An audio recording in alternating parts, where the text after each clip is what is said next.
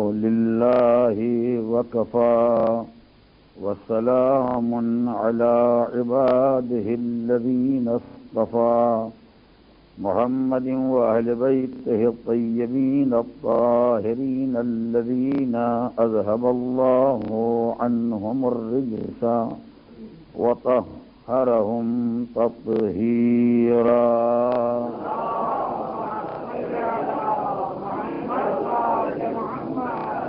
أما بعد فقد قال الله الحكيم في كتابه الكريم بسم الله الرحمن الرحيم هو الذي بعث في الأميين رسولا منهم يتلو عليهم آياته ويزكيهم ويعلمهم الكتاب والحكمة وإن كانوا من قبل لفي ضلال مبين. صلوات.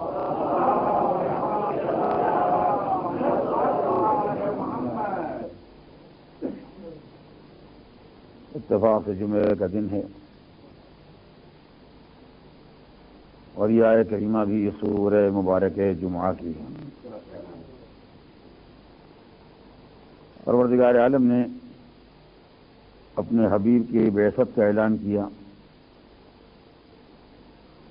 وہ خدا وہ ہے کہ اس نے مکے والوں میں ایک رسول بھیجا جو خود بھی مکے والا ہی تھا.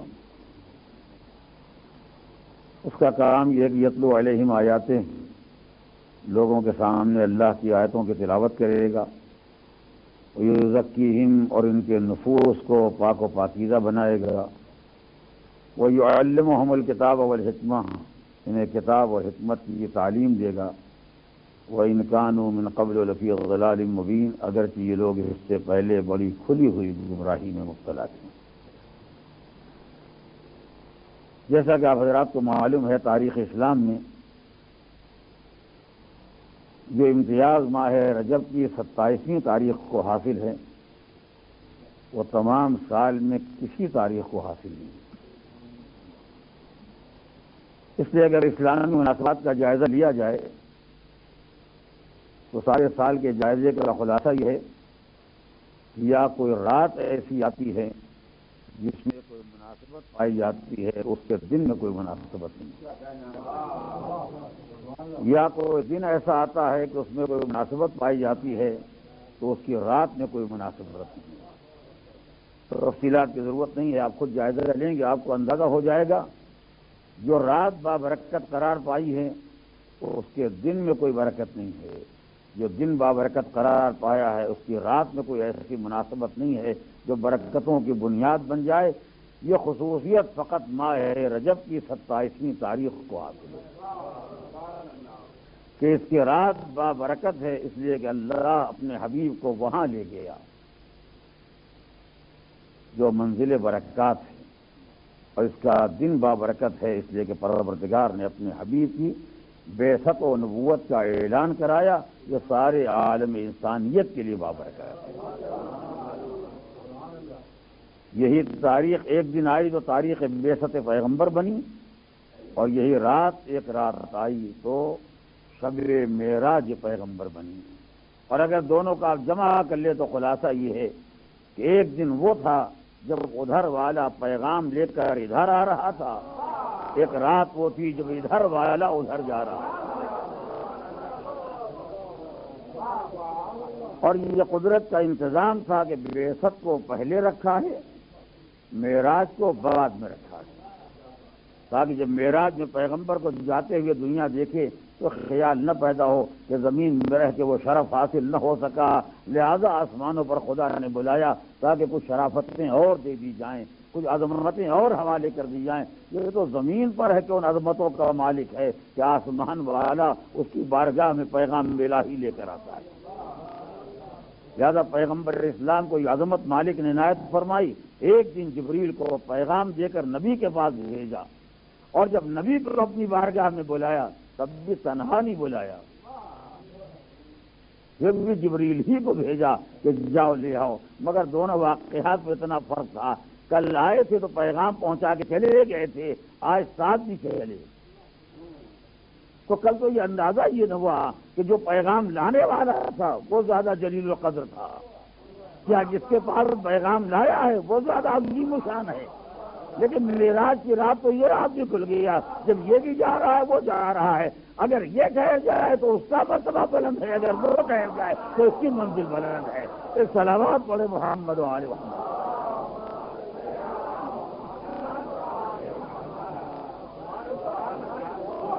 ایک منزل آئی جہاں جبریل امین کو یہ کہتے سنا، لو دنوت بقدر ان منت لخرق، اگر ذرہ برابر آگے بڑھ جاؤں تو اس کے بعد چل کے خاک ہو جاؤں گا، اس کے بعد میری منزل نہیں ہے، اس کے بعد آپ کی منزل ہے۔ اور سرکار دو عالم ان منزلوں کو طے کر رہے ہیں جس کا تذکرہ قرآن مجید نے کیا، دنا فتدل اللہ فتح قاب قوسین او ادنا، حبیب اپنی بارگاہ، مالک کی بارگاہ میں، محبوب کی بارگاہ میں اتنا قریب ہو گیا جس فاصلے کا تعین بھی نہ کیا جا سکتا، اور پروردگار عالم نے اس فاصلے کا تعین نہیں فرمایا، مالک جانتا ہے اور جانے والا جانتا ہے۔ ہم کو یہی سمجھایا کہ قراب قوسین اور ادنا، یا دو کمانوں کا فاصلہ یا اس سے کچھ کم، اب جتنا کم کرتے جاؤ قرب پیغمبر کا اندازہ ہوتا جائے۔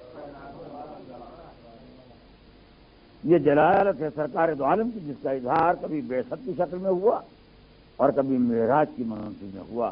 بعثت پیغمبر بھی پیغمبر اسلام کی عظمت کی بہترین نشانی ہے، اور معراج پیغمبر بھی سرکار دو عالم کی بلندیوں کا بہترین اعلان ہے۔ اور میں ان دونوں مناسبتوں کے بارے میں کچھ باتیں گزارش کرنا چاہتا ہوں جو حضرات اس کے پہلے برسوں میں شریک نہیں ہو سکے ہیں، فقط ان کی معلومات کے لیے ایک جملے کو دوہرا دینا ہے اور اس کے بعد باقی باتیں گزارش کرنا ہے۔ سرکار دو عالم نے معراج کی رات، آج کی رات جو سفر فرمایا، اس سفر کے دو حصے ہیں، ایک سفر کا حصہ ہے زمینی اور ایک سفر کا حصہ ہے زمین سے آسمان کی طرف۔ یہ ایک سفر نہیں ہے کہ کوئی خیال کرے پیغمبر اپنے بستر پر آرام فرما رہے تھے یا مسجد میں عبادت کر رہے تھے اور ایک مطلب ملک آیا اور حضور وہاں سے اٹھے اور سیدھے آسمانوں پر چلے گئے، ایسا کچھ نہیں ہے۔ عام تصور معراج کے بارے میں یہی پایا جاتا ہے کہ پیغمبر اسلام آرام فرما، جبریل آئے، پہلے چلیے آپ کو خدا نے یاد کیا ہے، اور حضور اٹھے اور سیدھے زمین سے آسمان کی طرف روانہ ہو گئے، ایسا نہیں۔ اسرا بعبدہ لیلا من المسجد الحرام الى المسجد الاقصی،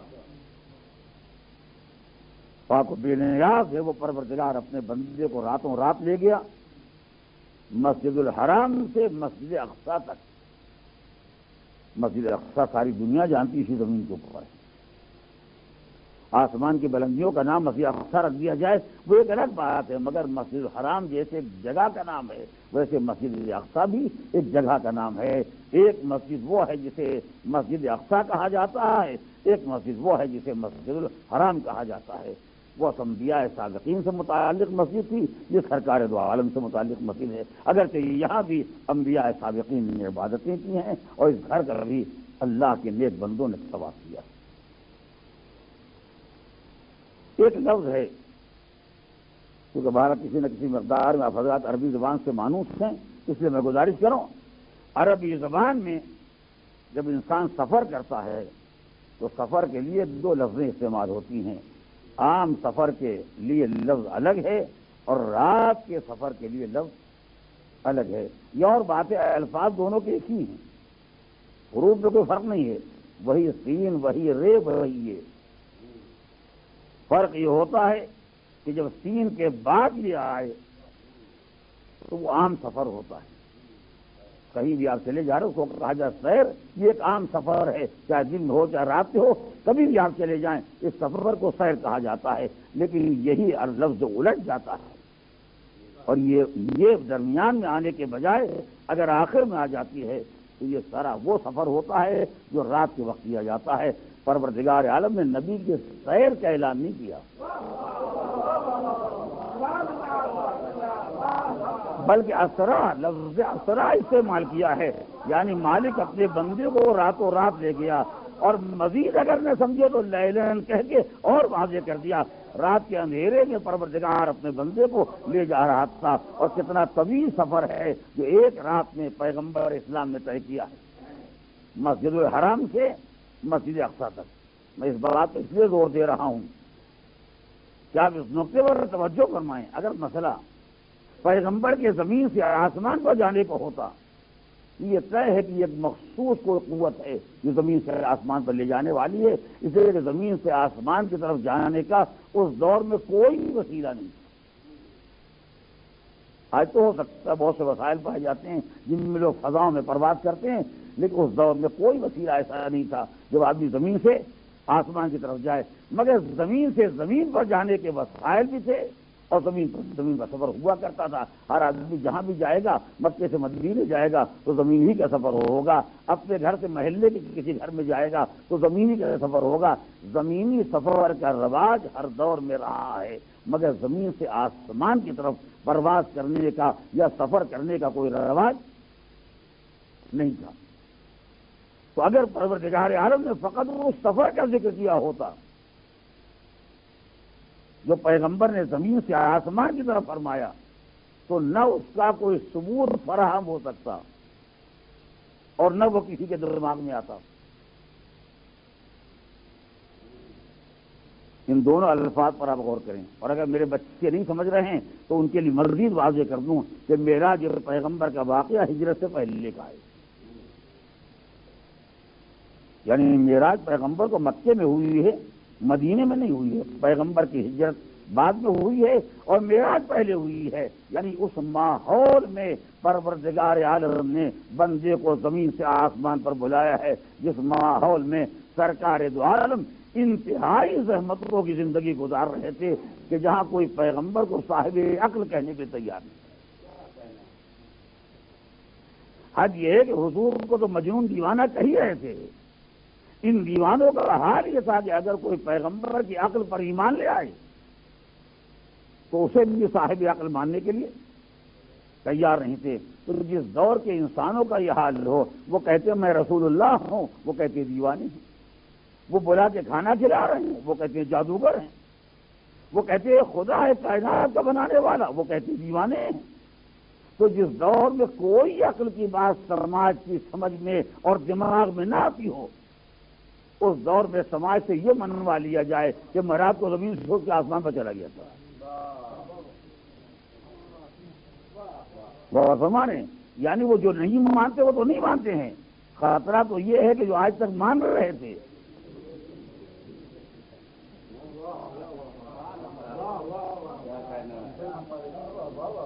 ان کے سامنے اگر کہہ دیا جائے کہ میرے چڑھانے والوں تمہیں خبر ہے میرا کہاں تھا، پہلے آسمان کو طے کیا، دوسرے آسمان کو طے کیا، ساتوں آسمان طے کیے، اور کہاں گیا اور کہاں گیا، جنت دیکھ کے آیا، جہنم دیکھ کے آیا، ساری دنیا کو دیکھ کے آیا ہوں میں۔ تو ہو سکتا ہے کہ جو مان رہے ہیں اور نئے نئے مسلمان ہیں، ابھی ایمان پختہ نہیں ہوا ہے، وہ بھی سوچنے پر مجبور ہو جائیں یہ مکے والے ٹھیک ہی کہہ رہے ہیں۔ ہم تو سمجھے خالی خدا کی بات کرتے، رسول اللہ کہتے چلیے ہوں گے رسول اللہ، اس کے رسول خدا نے بھیجے ایک اور صحیح۔ اتنی بڑی کائنات پائی جاتی، کہتے کوئی بنانے والا ہے تو ہوگا، جب کوئی کام بغیر کرنے والے کے نہیں ہوتا تو کائنات بغیر بنانے والے کے کیسے بن جائے گی۔ مگر یہ بات جو آج ان کی سمجھ میں آئی ہے، ابھی ہم کو بالکل ہی عقل مند سمجھتے کہ جو بنوائیں گے ہم سب مان لیں گے۔ ایسا کیسے ہو سکتا ہے؟ کوئی عقل کی بات ہے کہ آدمی زمین سے اٹھا اور آسمان پر چلا گیا، خود نہ جانے کہاں تک چلا گیا اور وہاں سے گھوم پھر کے راتوں رات واپس آ گیا۔ یعنی باہر والوں کا کیا ذکر ہے، اندر جو اس دائرے میں آ گئے ہیں، کلمہ پڑھ کے مسلمان ہو گئے ہیں، جو حلقہ بگوش اسلام کہے جاتے ہیں، وہ بھی کتنے ماننے والے پیدا ہوتے ہیں۔ اور یہی وجہ ہے کہ عالم اسلام جو روایت بنی کہ کوئی ماننے کے لیے تیار نہیں تھا، جس سے حضور کے ہاں میں ہاں ملا دی وہ سب سے بڑا تصدیق کرنے والا ہو گیا۔ یہ خود اس بات کی علامت ہے کہ بات ایسی ہے جو ماننے کے لائق نہیں ہے۔ اور میں یہاں ایک لفظ کہوں گا، آپ سے گزارش کر رہا ہوں، اس میں کوئی شک نہیں ہے کہ سرکار دو عالم معراج سے واپس آئے، جب گفتگو ہوئی مولا کائنات نے کہا حضور میں تو حاضر تھا، مجھے سب معلوم ہے، آپ کہاں تشریف لے گئے۔ لیکن مسئلہ یہ ہے کہ جب پیغمبر مکے کے مشرکین کے سامنے اپنے آسمانوں پر جانے کا ذکر کریں اور مشرکین کی عقل میں یہ نہ آئے تو جو اتنے دنوں کے تجربے کے بعد نبی کی بات کو ماننے کے لیے تیار نہ ہوں اور ان کے دماغ پر شبہ کر رہے ہوں کہ علی کہہ دیں گے ہاں ہاں میں جانتا ہوں تو مان جائیں گے. لیکن کوئی ذوالفقار کا مسئلہ نہیں ہے کہ حضور تلوار نہیں اٹھاتے وہ تلوار اٹھائیں گے سب کا دماغ صحیح ہو جائے گا. مسئلہ بات کو منوانے کا ہے. جب نبی کی زبان سے بات کسی مشرک کی عقل میں نہیں آتی ہے تو خالی اس لیے کہ علی کہہ دیں گے ہاں ہاں میں بھی تائید کرتا ہوں کیا لوگ مان جائیں گے؟ وہ مومنین کرام کا معاملہ نہیں ہے، مشرکین مکہ کا معاملہ ہے. اور مشرکین مکہ کے پاس جتنا تجربہ حیات پیغمبر کا ہے اتنا تجربہ حیات مولا کائنات کا نہیں ہے. جب ان کے کہنے سے نہیں مان رہے ہیں، ان کے دماغ کو شبہ ہو رہا ہے، ان کے بیان کو شبہ ہو رہا ہے تو خالی یہ کہہ دیں گے لہذا مان جائیں گے. اس کا تو کوئی امکان نہیں پایا جاتا. اور پروردگار چاہتا ہے کہ بات کو منوایا جائے.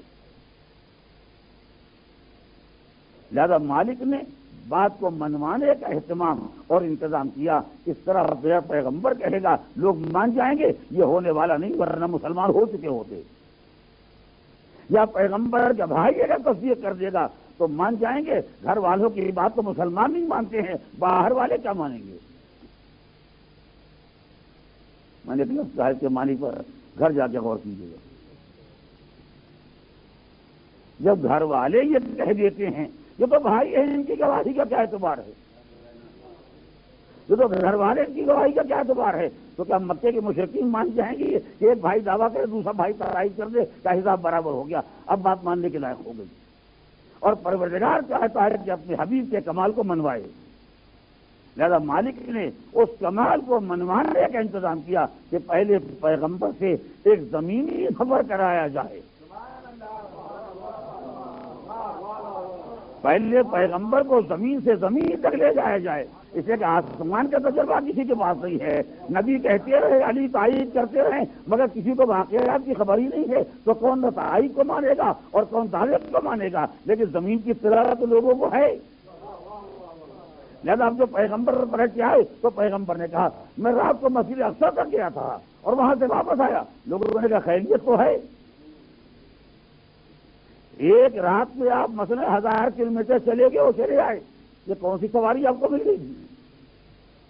کون سا اونٹ آپ کے پاس تھا؟ کون سا گھوڑا آپ کے پاس تھا؟ کیسے اتنا لمبا راستہ طے ہو گیا؟ حضور نے کہا جھگڑا بحث کرنے کی ضرورت نہیں ہے، میں اپنے سفر کے حالات بتا رہا ہوں. میں اپنے سفر کے حالات بتا رہا ہوں. مجھے راستے میں قافلہ ملا تھا، جو قافلہ مکے کی طرف آ رہا تھا، فلاں مقام پر ٹھہرا ہوا تھا. اتنے مرد اس قافلے میں ہیں، اتنی عورتیں اس قافلے میں ہیں، اتنے اونٹ اس قافلے میں ہیں، اور جس رفتار سے وہ لوگ چل رہے ہیں اندازے کے مطابق فلاں دن وہ قافلہ پہنچ جائے گا. چلیے بات تو معلوم ہو گئی. اب ان کے دعوے کا دار و مدار خالی قافلے پر ہے. اگر قافلہ آ جائے تو اس کے معنی ہے کہ صحیح کہہ رہے ہیں، اور اگر ایسا کوئی قافلہ نہیں ہے تو اس کے معنی کہ غلط کہہ رہے ہیں. نہ کسی ہمدرد کی ضرورت ہے، نہ کسی چاہنے والے کی ضرورت ہے، نہ کسی رشتہ دار کی ضرورت ہے، نہ کوئی صحابی درکار ہے. پیغمبر اسلام کے واقعات کو، زمین کے واقعات کو زمین والوں کے سامنے رکھ دیا. اب تو خود ہی معلوم ہو جائے گا کہ واقعہ صحیح ہے یا غلط ہے. لوگ اس وقت کا انتظار کر رہے ہیں، اس وقت کا انتظار کر رہے ہیں جب ایسا کوئی قافلہ آ جائے. جیسے آتے ہوئے قافلے کو دیکھا، لوگوں نے بڑھ کے پوچھا تمہیں کوئی آدمی فلاں مقام پر مل رہا تھا؟ کہاں ایک آدمی سے ملاقات ہوئی تھی. اپنے قافلے کی تفصیلات تو بتاؤ، مرد کتنے ہیں، عورتیں کتنی ہیں، اونٹ کتنے ہیں، کب وہاں سے کب وہاں سے آگے بڑھے. یہ ساری تفصیلات بیان کی. کہ اب تو معلوم ہوتا ہے کہ عبداللہ کا لا صحیح کہتا ہے.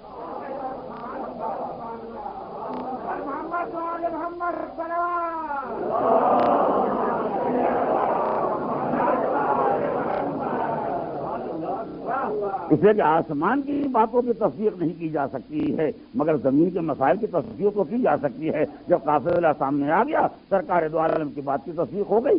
ظاہر اس تصدیق کے بعد سے کسی آدمی کی کوئی ضرورت نہیں ہے. پیغمبر اسلام کو پروردگار عالم مسجد الحرام سے مسجد اقصی تک اسی لیے لے گیا تاکہ پیغمبر کے اس سفر کی تائید فراہم کی جا سکے اور لوگ مطمئن ہو سکے کہ واقعا پیغمبر وہاں تک گیا تھا. اور جب یہ معلوم ہو جائے ایک رات میں مسجد اقصی گئے اور واپس چلے آئے، اس کا مطلب یہ ہے کہ ان کے پاس کوئی ایسی قوت پائی جاتی ہے جو عالم انسانیت میں کسی کے پاس نہیں. میں جو بات گزارش کروں اس پر غور کیجیے گا، یعنی ان کے پاس وہ طاقت ہے جو کسی کے پاس نہیں ہے. کوئی آدمی کسی سواری سے اس زمانے میں مسجد الحرام سے مسجد اقصی تک جا کے اور رات میں واپس آئے، یہ ناممکن ہے. اس کا مطلب یہ ہے کہ ان کے پاس وہ توانائی اور طاقت ہے، اتنا طویل سفر ایک رات میں طے کر سکتے ہیں. اور چونکہ یہ طاقت نہ انسان میں ہو سکتی ہے، نہ جانور میں ہو سکتی ہے، نہ اونٹوں میں ہو سکتی ہے، نہ گھوڑوں میں ہو سکتی ہے، یہ بات مجبور کرتی ہے سوچنے پر کہ یہ طاقت کہاں سے آئی. میں جو بات گزارش کروں اس پر غور کیجیے گا، یہ بات مجبور کرتی ہے کہ انسان سوچے کہ اس آدمی کے پاس یہ طاقت کہاں سے آئی کہ راتوں رات گیا اور جا کے واپس آ گیا. یہ طاقت کہاں سے آئی؟ یہ بشر کی طاقت نہیں ہے، یہ سواریوں کی طاقت نہیں ہے. تو یہ طاقت کہاں سے آئی؟ انہی سے پوچھا جائے کہ آپ کیسے چلے گئے؟ کاسور آپ سے میں نہیں گیا تھا.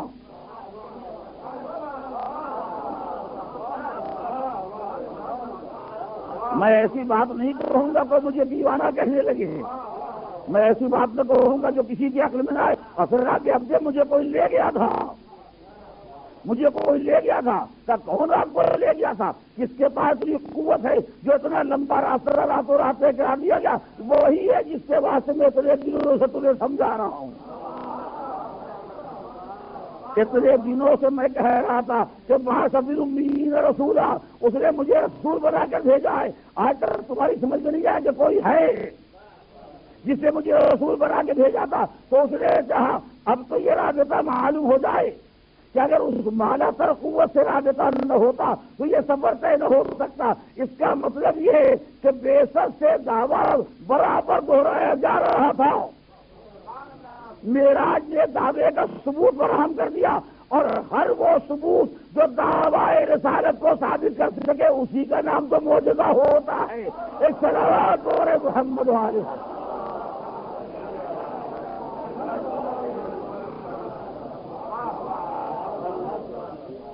ہم جو معراج پیغمبر کو سرکار کے معجزات میں شمار کرتے ہیں، اس کا راز یہی ہے کہ پروردگار عالم نے اپنے بندے کو اتنی طاقت دی کہ ایک رات میں اتنا طویل سفر طے ہو گیا مسجد الحرام سے مسجد اقصی تک. اب یہ بھی مالک کی مصلحت تھی کہ پیغمبر کو کہیں اور نہیں لے گیا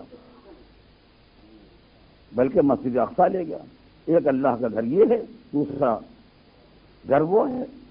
کبھی یہاں رکھا کبھی وہاں لے گیا. پیغمبر یہاں سے وہاں گئے. یعنی اگر آج کی زبان میں کہا جائے یا بعد میں آنے والے حالات کی زبان میں کہا جائے تو شب معراج اس رات کا نام تھا جب سرکار دو عالم نے دونوں قبلوں کو اکٹھا کر دیا.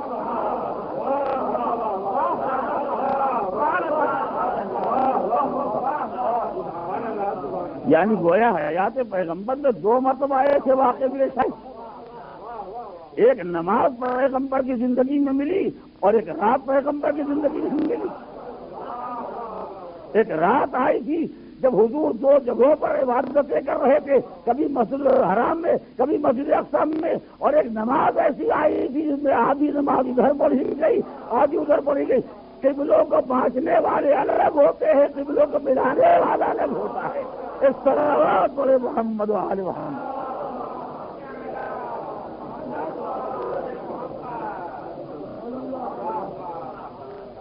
یہ شرف مالک نے اپنے حبیب کو عنایت فرمایا اور اسی لگا لنُرِيَهُ مِنْ آیاتنا.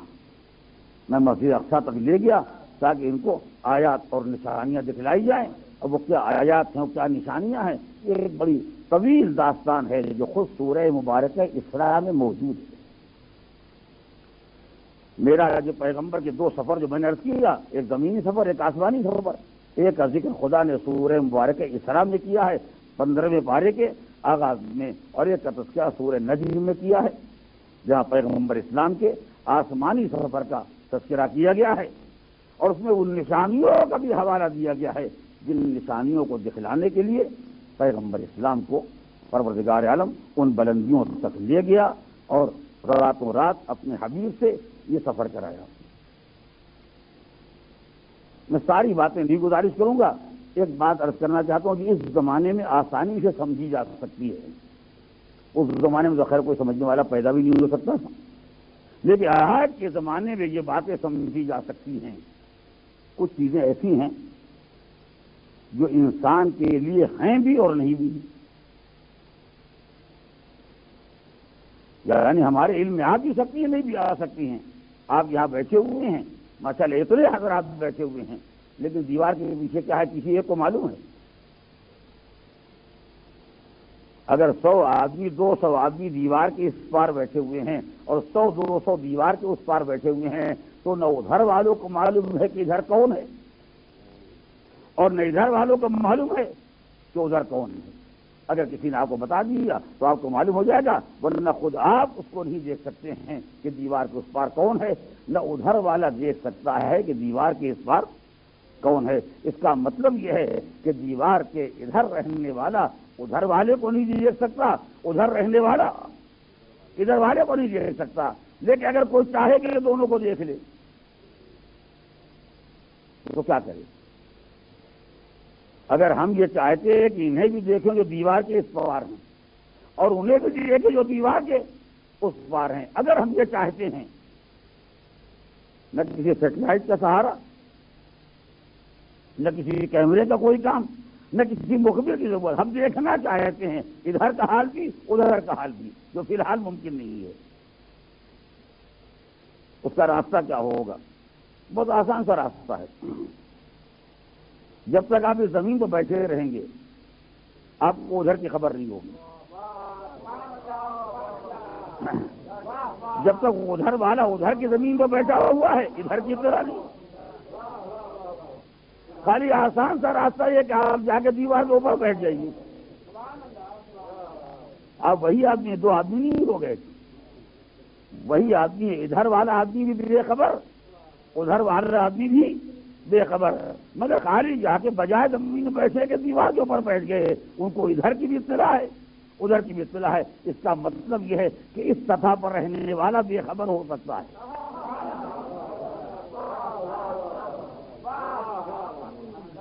اس سطح پر رہنے والا بے خبر ہو سکتا ہے، لیکن اگر ہم چاہتے ہیں کہ آپ کو ادھر کا منظر دکھلاتے ہیں لِنُرِیَہُ مِنْ آیاتِنَا،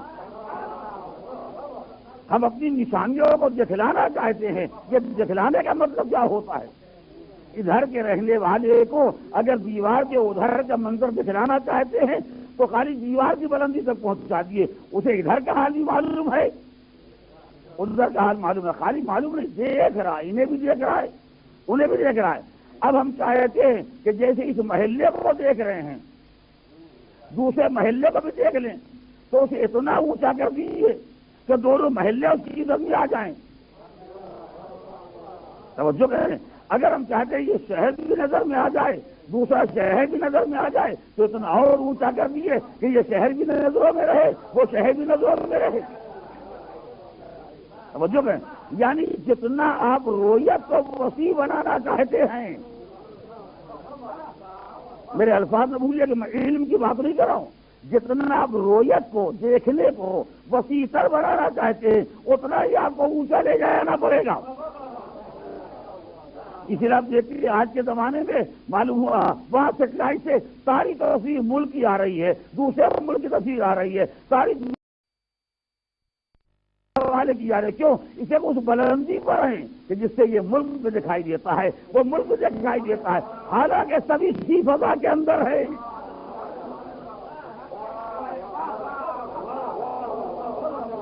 سب اسی فضا کے اندر ہیں، تو اگر خالی اسی فضا کی بلندی تک جانے والا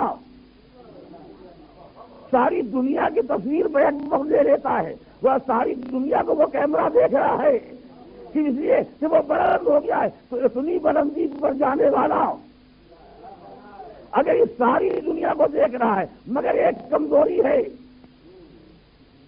توجہ کریں، ایک کمزوری ہے، وہ یہ ہے کہ جتنا بھی آپ نے بلند جو کیمرہ بھی بنایا ہو، جو سیٹلائٹ جہاں بھی ڈال دیا ہو، جو ستارہ سیارہ جہاں بھی بنا دیا ہو، اس میں وسعت تو پیدا ہو گئی، مگر یہ وسعت مکانی ہے۔ کاش میری محنت ظاہر نہ ہو، یہ وسعت مکانی ہے۔ یعنی ہو سکتا ہے بیک وقت امارات کی تصویر بھی لے لے، انڈیا پاکستان کی تصویر لے لے، یورپ امریکہ کی تصویر لے لے، یعنی مکان کی وسعت پیدا ہو گئی، مگر کل کیا واقعہ ہونے والا ہے؟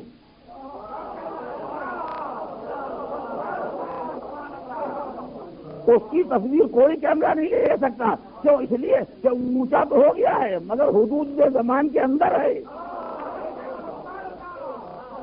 اور زمانہ حرکت افلاک سے پیدا ہوتا ہے۔ تو جب بلندی حرکت افلاک کے اندر رہے گی تو مکان میں تو وسعت ہو جائے گی، مگر زمان میں وسعت نہیں پیدا ہوگی۔ آج کے سارے منظر آ سکتے ہیں مگر کل کی اطلاع نہیں ہو سکتی۔ اگر کوئی افلاک سے پرے نکل جائے،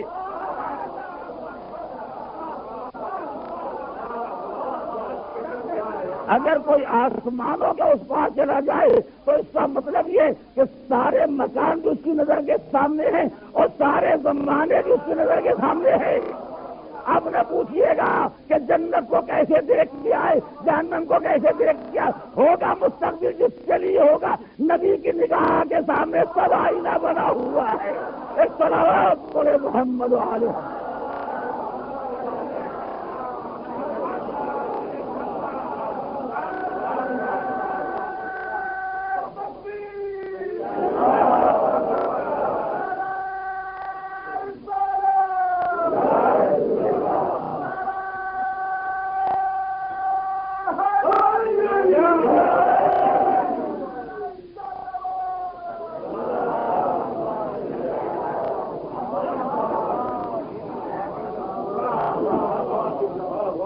جو مستقبل ہے وہ مستقبل ہمارے آپ کے واسطے ہے۔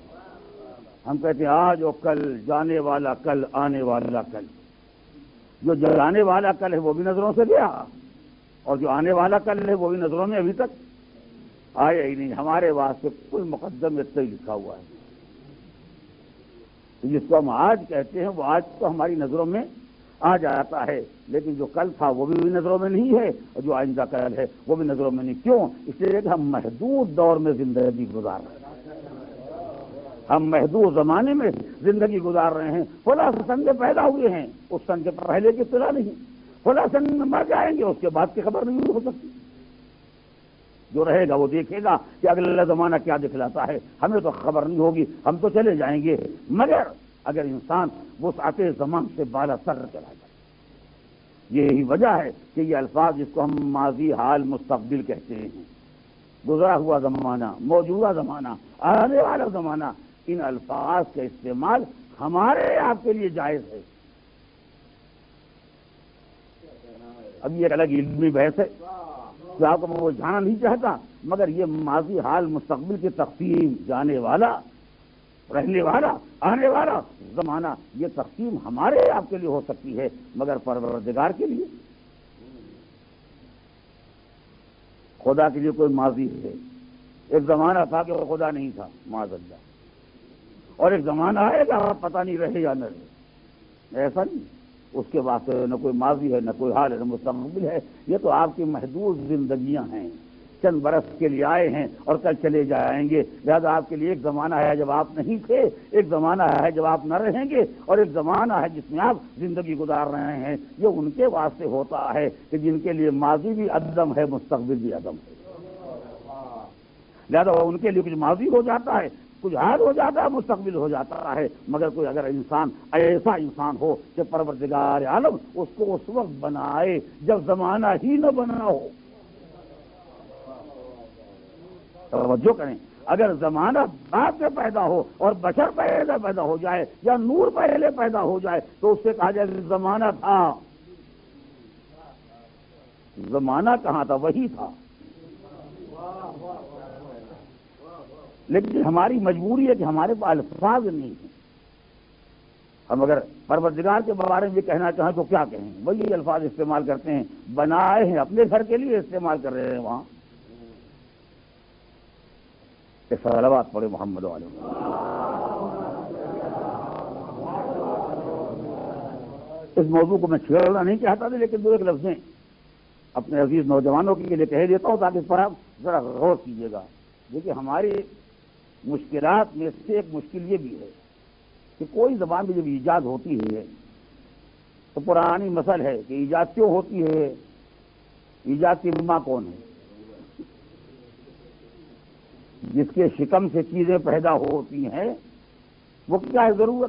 ضرورت ایجاد کی ماں ہے۔ سنتے ہی رہتے آپ، اس کا مطلب یہ ہے کہ جو ہمارے دل میں دماغ میں کوئی بات آئی ہم آپ سے کہنا چاہتے ہیں، مگر اپنے دماغ کی بات آپ کے دماغ تک منتقل نہیں کر سکتے تو اس کے لیے الفاظ بناتے ہیں تاکہ الفاظ کے ذریعے آپ کو سمجھا دیں۔ میرے ہاتھ میں چیز ہے، جب میں کہنا چاہتا ہوں کیا کہوں اسے، میں نے اس کا نام رومال رکھ لیا تاکہ آپ کو بتا سکوں کہ رومال میرے ہاتھ میں ہے۔ ہوتے ہیں آپ جو کپڑے پہنے ہوئے ہیں اس کا کوئی نام رکھ لیا۔ یہ سارے نام جو ایجاد ہوتے ہیں، سارے الفاظ جو بنتے ہیں، یہ الفاظ اصل میں ضرورت کے نتیجے ہیں کہ جو انسان باتوں کو سمجھانا چاہتا ہے تو سمجھانے کے لیے کوئی راستہ نہیں ہوتا ہے سوائے الفاظ کے، تو سارے الفاظ بنائے گئے، آپ نے بنائے، ہم نے بنائے، باپ دادا نے بنائے، اس کے پہلے والوں نے بنائے۔ جب کوئی ضرورت پیش آئی تو اس کے لیے ایک لفظ ایجاد ہو گیا۔ اسی لیے آپ دیکھتے ہیں کہ الفاظ کبھی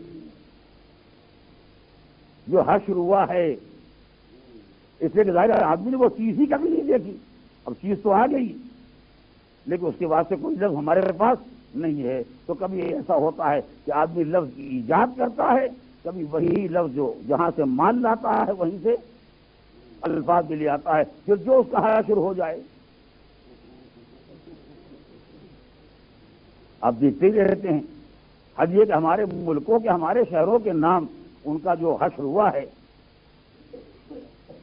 اس لیے ظاہر جن کے درمیان ہم آ کے آباد ہو گئے یا جن کے درمیان آپ آ کے رہ گئے وہ ظاہر ان الفاظ سے آشنا ہی نہیں ہیں۔ اب آپ لفظ ان کے حوالے کیا، وہ لفظ جو تلفظ بھی کر دیں ان کے رحم و کرم پر ہے۔ گاڑی تو آ گئی، جہاز تو آ گیا، مشینیں تو آ گئی، مگر مشینیں وہ آئی ہیں جن کے لیے ہمارے پاس پہلے سے الفاظ نہیں ہیں۔ تو کبھی الفاظ بنائے جاتے ہیں، کبھی انہی الفاظ کا حشر کیا جاتا ہے اور کوئی نہ کوئی شکل میں ان الفاظ کو استعمال کیا جاتا ہے۔ تو جب ساری زبان ایجاد ہی ہوتی ہے ضرورت کی بنا پر، مختصر جب ساری زبانیں ایجاد ہوتی ہیں اپنے ضروریات کی بنا پر، تو اس کا مطلب یہ ہے کہ بندوں نے زبان بنائی ہے اپنے واسطے۔ توجہ کریں، بندوں نے زبان بنائی ہے اپنے واسطے۔ ہم اپنے چلنے کے لیے ایک لفظ استعمال کرتے ہیں، اپنے آنے کے لیے ایک لفظ استعمال کرتے ہیں، اپنے دیکھنے کو بصارت کہتے ہیں، اپنے سننے کو سماعت کہتے ہیں، اپنے بولنے کو نطق کہتے ہیں، اپنے چلنے کو سیر کہتے ہیں۔ ہم نے اپنے واسطے الفاظ ایجاد کیے ہیں، لیکن مصیبت یہ ہے کہ اگر خدا بولے تو اس کے لیے کیا کہیں؟ اور کیا تو اس کے لیے الگ کہاں سے لفظ آئے؟ پھر وہی لفظ آ گیا، ہم بولے تو ہم متکلم، وہ بولا تو وہ متکلم، ہم نے 4 لفظیں پڑھ لی تو ہم عالم، وہ جو کل کائنات کا جاننے والا ہے وہ بھی عالم۔ اس لیے کہ ہم نے لفظ عالم بنایا تھا اپنی قابلیت ظاہر کرنے کے واسطے، ہم نے خدا کے واسطے یہ لفظ نہیں بنایا تھا۔ اس لیے کہ بنانے والوں کو تو خدا کی خبر بھی نہیں تھی، جنہوں نے یہ عربی زبان بنائی وہ تو جانتے بھی جو خدا کون ہوتا ہے۔ انہوں نے اپنی قابلیت کے ظاہر ہونے کے لیے اپنے کو عالم کہا، لیکن جب اسلام کے درمیان میں آیا اس سے کہ جتنا تم جانتے ہو خدا اس سے زیادہ جانتا ہے، لفظیں کہاں سے لائے؟ اور کیا نتیجہ وہی الفاظ جو بندوں نے اپنے لیے بنائے تھے وہی الفاظ وہاں استعمال ہونے لگے۔ ساری پریشانی عالم اسلام میں جو عقائد کی بربادی ہوئی ہے اس کا ایک بڑا راز یہ ہے کہ سارے الفاظ بنے تھے یہاں کے لیے، جب اس سے اونچی ہستی کے لیے استعمال ہونے لگے تو لوگوں کے دماغوں میں فتور پیدا ہونا شروع ہوا، ہم بھی عالم ہیں۔ اسلام تو اپنے خدا کو بھی عالم کہتا ہے، چلو چھوٹا بڑا سمجھ لو، کچھ علم اس کے پاس ہے کچھ ہمارے پاس ہے، اس کو خدا کہتے ہو، اس کے بعد کچھ زیادہ ہوگا۔ آدمی یہ سوچ ہی نہیں سکتا، اس کا علم کچھ اور ہے، تمہاری اوقات کچھ اور ہے۔ ہم بھی قادر ہیں، وہ بھی قادر ہے، اس کے پاس طاقت کچھ زیادہ ہوگی، ہمارے پاس کچھ ہم کم ہوگی، وہ بھی زندہ ہے، ہم بھی زندہ ہیں، ہم ظاہر ہے کہ 100 سال پہلے پیدا ہوئے ہیں، وہ 200-400 سال پہلے پیدا ہوا ہوگا۔ اور جب یہ سارا فساد جو عقیدوں کا پیدا ہوا، اسے کہ الفاظ ایک جیسے تھے، اگر نئے الفاظ بنائے گئے ہوتے تو شاید اس کے لیے یہ مسئلہ نہ پیدا ہوتا، مگر الفاظ وہی کے جو بنے تھے بندوں کے لیے اور استعمال ہوئے خدا کے واسطے۔ نتیجہ یہ کہ جو نافہم تھے، میں ایک لفظ کہہ رہا ہوں، نافہم تھے، انہوں نے جب لفظوں کو ایک جیسا دیکھا تو انہیں خوش فہمی پیدا ہو گئی، اس کا مطلب علم بھی ایک جیسا ہے، قدرت بھی ایک جیسی ہے، حیات بھی ایک جیسی ہے، یعنی جیسے لفظ ایک جیسے ہیں ویسے کمال بھی ایک جیسا ہوگا۔ جب خدا کے بارے میں اتنا بڑا شبہ ہو سکتا ہے کہ لفظوں کی یکسانیت کو دیکھ کے اس کے کمال کو اپنا جیسا سمجھ لیا، جب اس نے ہاتھ کہا ہے تو اس کا مطلب یہ کہ ہاتھ اس کے پاس بھی ہوگا، ہمارا ہاتھ 2 فٹ کا ہے۔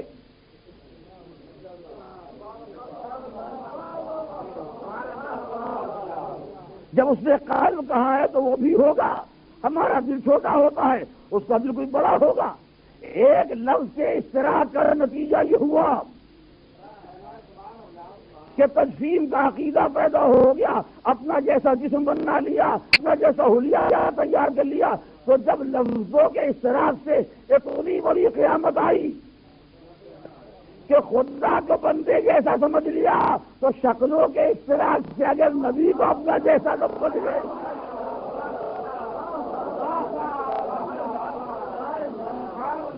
تو حیرت کیا ہے؟ نہ مالک کے مقابلے میں بندگی کی اوقات کو پہچانا، نہ نبوت کے مقابلے میں امتی کی حیثیت کو پہچانا۔ ایک صلوات بولے محمد و آل محمد۔ اسی لیے پروردگار عالم نے امت کو ہوش دلانے کے لیے، توجہ فرمائیں گے، امت کو ہوش دلانے کے لیے خبردار یہ نہ سمجھنا کہ تمہاری محفل میں آ گیا ہے تو جیسے تم ویسے وہ، یا جیسا وہ ہے تم ویسے ہو گیا۔ اسرا بعبدہ لیلا من المسجد الحرام الى المسجد الاقصی، اس پیغمبر کو پروردگار راتوں رات مسجد الحرام سے مسجد اقصی تک لے گیا۔ اس نے اتنا طویل سفر طے کیا رات کے وقت، تم میں کوئی ہے ایسا جس سے ایسا سفر طے کیا ہو؟ نہیں ہے ایسا کوئی۔ اس کے بعد وہ وہاں سے لے گیا عرش اعظم کی بلندی تک، وہ ہے جانے والا نہیں ہے۔ اس کا مطلب کیا ہوا؟ اب اگر اپنا اس کا فرق پہچاننا چاہتے ہو، میں ایک لفظ گزارش کروں، اگر اپنا اس کا فرق پہچاننا چاہتے ہو تو زمین پر وہاں تک گیا جس کا تم تصور نہیں کر سکتے، آسمانوں میں وہاں گیا جہاں تک تمہارا خیال نہیں جا سکتا۔ تو پروردگار جب کسی کی عظمت کو پہچاننا چاہتا ہے تو اس منزل پر لے جا کے رکھتا ہے جس منزل کے لیے کہا جا سکے کہ وہ وہاں گیا جہاں تک تمہارا خیال نہ گیا ہو۔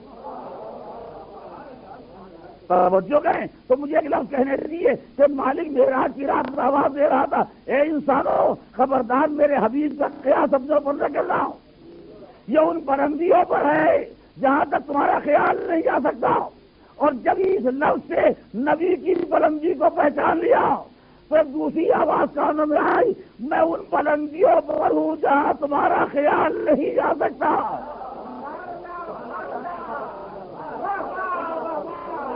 لا یرقی الی الطیر، تمہارا طائر خیال بھی میری بلندیوں تک نہیں آ سکتا۔ تو جیسے معراج کی رات پروردگار عالم وہاں لے گیا تاکہ عظمت نبی کو پہچانا جائے، ویسے علی نے برسر منبر اعلان کیا کہ میری بلندیوں تک تمہارا طائر فکر نہیں آ سکتا، تاکہ دنیا کو اندازہ ہو جائے علی وہاں ہے جہاں لوگوں کا خیال نہیں پہنچا تو لوگ کیا پہنچیں گے۔ ایک صلوات بولے محمد و آل محمد۔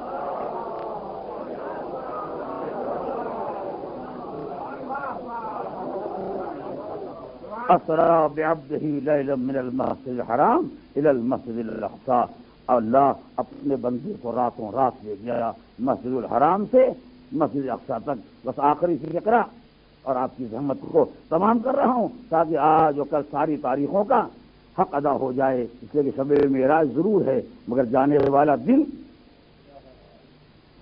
ماہ رجب کی 26ویں تاریخ آپ جانتے ہیں، یہ تاریخ مناسبت اور رابطہ رکھتی ہے اسلام کے محسن اول سے۔ جب لوگوں نے تاریخ معراج لکھی، جب مورخین نے محدثین نے معراج کی تاریخ لکھی، تو کہا پیغمبر اسلام اس رات جناب ام ہانی کے گھر سے، پیغمبر اسلام اس رات جناب ام ہانی کے گھر میں آرام فرما رہے تھے کہ فرشتہ وہاں سے پیغام الہی لے کے آیا، چلیے آپ کو مالک نے بلایا ہے۔ حضور اٹھے اور حکم الہی کے مطابق روانہ ہو گئے، مسجد اقصی گئے، عرش اعظم کی بلندیوں تک گئے، لیکن حضور آرام فرما رہے تھے جناب ام ہانی کے گھر۔ تو کہاں سے گئے؟ ام ہانی کے گھر سے۔ خدا کیا کہتا ہے؟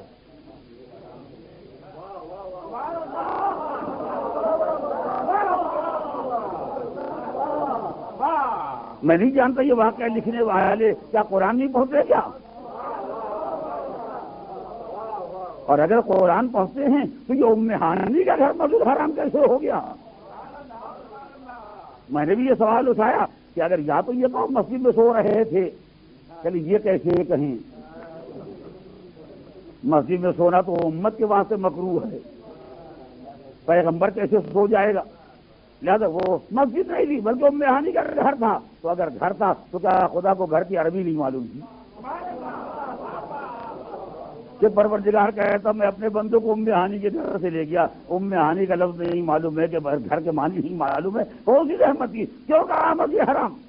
اور کیا چلے اس سے کوئی فرق نہیں پڑتا ہے، اس لیے کہ پروردگار عالم نے اس کے بعد جب مشرکین کے داخلے کو منع کیا تو کیا کہا؟ مشرکین نجس ہیں، فلا یقربوا المسجد الحرام، مسجد الحرام کے قریب نہ آنے پائیں۔ اس سال کے بعد مسجد الحرام کا داخلہ بند کیا ہے، حالانکہ داخلہ کہاں بند ہو گیا؟ مکے گئے اب لوگ نہیں، جو گئے ہیں وہ جانتے ہیں، مکے سے بہت پہلے کئی میل پہلے بورڈ لگا ہوا ہے، یہاں کے بعد مشرکین آگے نہیں جا سکتے، غیر مسلم کا داخلہ حرام ہے۔ خدا نے کہا مسجد الحرام میں داخل نہ ہونے پائیں۔ قرآن شریف سورہ برات یا سورہ توبہ جو بھی اس کا نام ہے لکھا ہے یہ مسجد الحرام کے قریب نہ آئیں۔ یہ آپ 6 میل پہلے روکے ہوئے ہیں، 10 میل پہلے سے روکے ہوئے ہیں، خدا یہاں کے لیے کہہ رہا، وہاں تو آپ نے پابندی عائد کر دی، کہ یہ پورا علاقہ مسجد الحرام ہے۔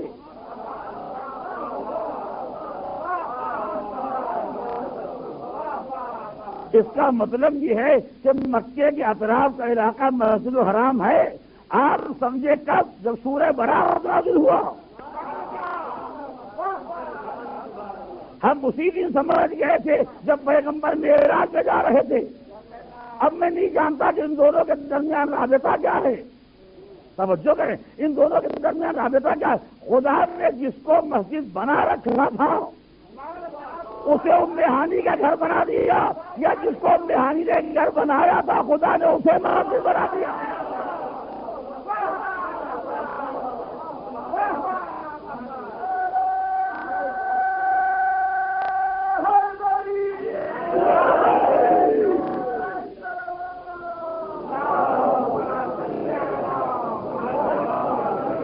وہ تو پروردگار بہتر جانتا ہے کہ گھر کو مسجد کہا گیا ہے یا مسجد کو گھر کہا گیا ہے، مگر جی چاہتا ہاتھ جوڑ کے کس سے گزارش کروں، سرکار سے کہوں آپ ہی مالک تک غریبوں کا یہ پیغام پہنچائیے کہ اگر کسی کے گھر کو مسجد کہنا ہی ہے تو کم سے کم کسی ایسے کے گھر کو مسجد کہہ دے جو کسی پاکیزہ گوشت میں پلی ہو، کسی طیب و طاہرہ گوشت میں پلی ہو، اس کے گھر کو مسجد بنا دے۔ ام ہانی تو ابو طالب کی گود میں پلی ہے، یعنی اتنی معراج کا تذکرہ سن کے سارا مسلمان جھوم رہا ہے، اور کسی کو یہ ہوش نہیں ہے کہ معراج کے دونوں کا ادھر زمین ادھر آسمان، ادھر ابو طالب کی بیٹی ہے ادھر ابو طالب کا بیٹا ہے۔ صلوات علی محمد۔